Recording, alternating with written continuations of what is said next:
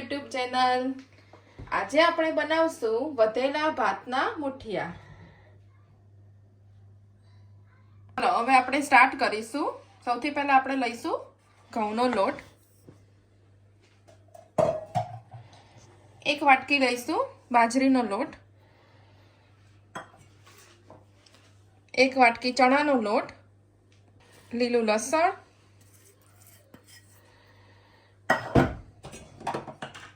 આદુ મરચાની પેસ્ટ, લસણ આદુ મરચાની, લીલા ધાણા અને આપણો જે વધેલો ભાત હોય એ એડ કરીશું.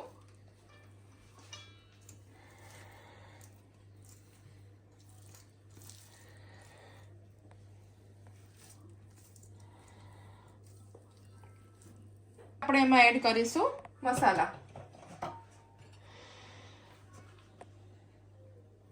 2 ચમચી હળદર, 2 ચમચી ધાણા જીરું,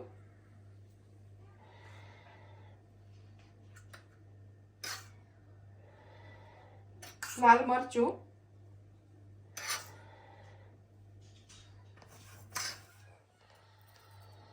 થોડુંક જીરું,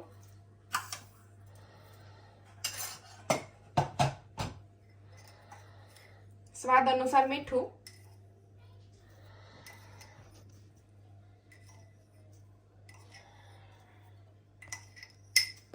થોડો ગરમ મસાલો,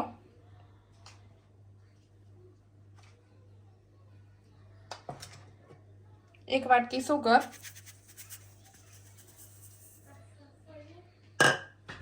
એક લીંબુનો રસ, થોડુંક તેલ નાખી દેવાનું.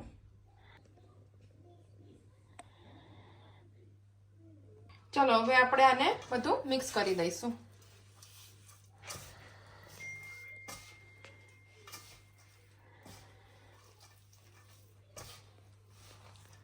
આપણે આ સરખું મિક્સ કરી લીધું છે. આમાં જેટલી પાણીની જરૂર હોય એ પ્રમાણે થોડું થોડું પાણી એડ કરતું જવાનું અને થોડોક આપણે જેવો જાડો લોટ બાંધીએ એ ટાઈપનો થોડોક કડક લોટ બાંધી દેવાનો.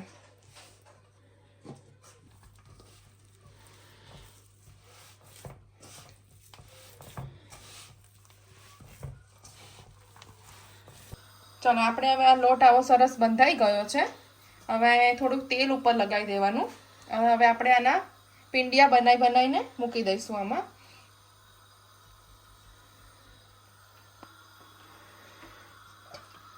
એની ઉપર થોડું તેલ લગાવશું એટલે તેમાં મુઠિયા ચોંટે નહીં.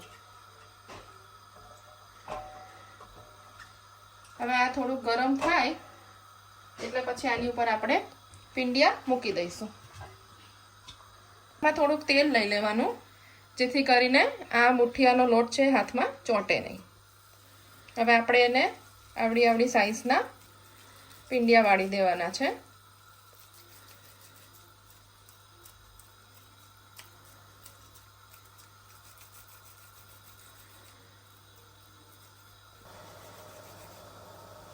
આવી રીતે આપણે હવે પિંડિયા કરીને ગોઠવી દેવાના છે.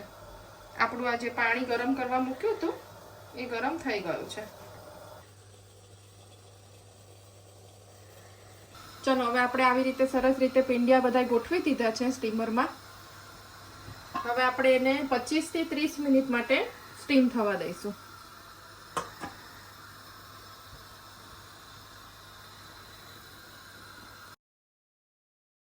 20 થી 25 મિનિટ થઈ ગઈ છે. તો આપણે જોઈ લઈએ કે મુઠિયા થઈ ગયા છે કે નહીં. મુઠિયા જુઓ સરસ રીતે ચડી ગયા છે. આપણે જે સાઈઝના મૂક્યા હતા એના કરતાં ડબલ સાઈઝના થઈ ગયા છે. એનો મતલબ કે મુઠિયા સરસ રીતે ચડી ગયા છે. હવે આપણે આને વારાફરતી બહાર કાઢી લઈએ.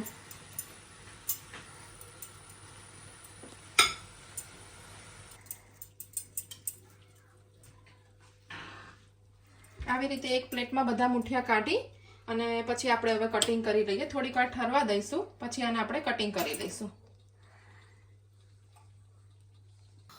ચલો હવે આપણે આને છે ને થોડાક ઠરી ગયા છે તો આવી રીતે કટિંગ કરી લઈએ નાની સાઈઝમાં.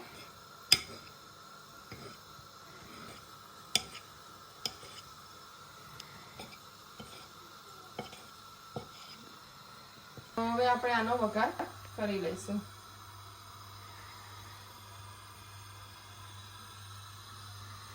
પેન લઈશું, એમાં તેલ નાખીશું.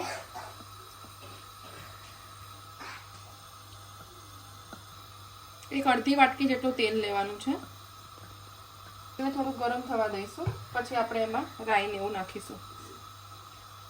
તો આપણું તેલ ગરમ થઈ ગયું છે. હવે આપણે એમાં રાઈ નાખીશું.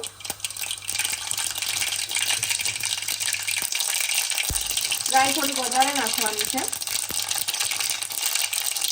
રાઈ થોડી તડતડ ફૂટવા માંડે પછી આપણે એમાં જીરું એડ કરીશું.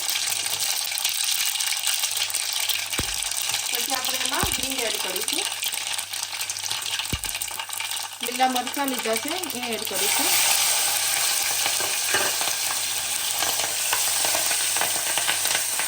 લીલા મરચાંને થોડા તળવા દઈશું. એમાં તળી જાય પછી આપણે ગેસ બંધ કરી દઈશું. અને ગેસ બંધ કર્યા પછી આપણે એમાં તલ એડ કરીશું, એટલે તલ ઉડે નહીં. હવે આપણો આ વઘાર રેડી થઈ ગયો છે, જે આપણે મુઠિયામાં નાખી દઈશું.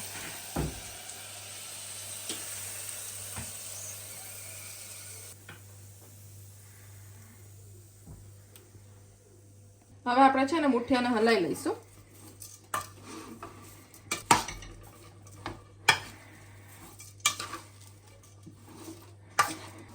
તો ચલો આપણા મુઠિયા તૈયાર થઈ ગયા છે. હવે આપણે આમાં નાખીશું ધાણા ભાજી.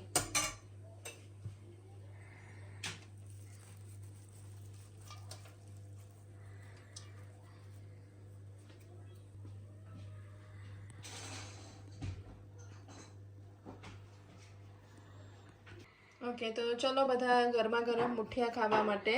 Thanks for watching my video. અને આવી નવી નવી રેસીપી જોવા માટે મારી ચેનલને લાઈક કરો, શેર કરો અને સબસ્ક્રાઈબ કરો. Thank you.